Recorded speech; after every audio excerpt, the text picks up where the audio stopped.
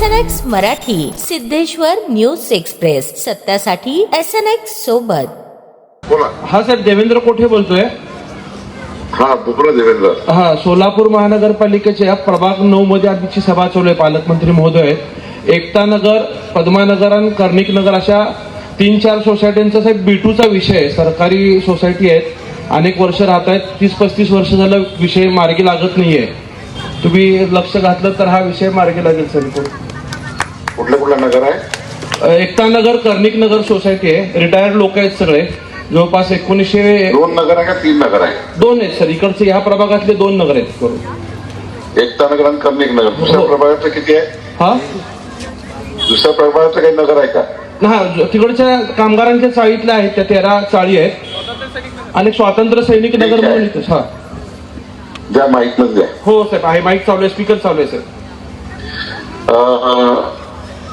या ठिकाणी उपस्थित आपले पालकमंत्री जयकुमार गोरेजी, आपले आमदार देवेंद्र कोठेजी, या ठिकाणी उपस्थित व्यासपीठावरील सर्व सन्माननीय पदाधिकारी, सर्व मान्यवर, उपस्थित बंधू भगिनी.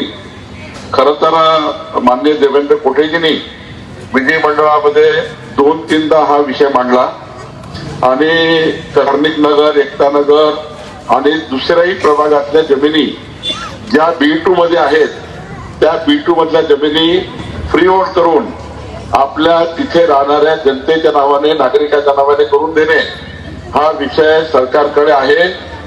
मी राज्याचा महसूल मंत्री म्हणून आपल्याला वचन देतो की मी मंत्रिमंडळासमोर जाऊन या सर्व जमिनी तिथल्या नागरिकाच्या नावाने करून देण्याची योजना तयार करीन आणि आपल्या सर्व जमिनी फ्री होल्ड करून आपल्या नावाने करून देण्याची योजना मी तातडीने करतो आहे.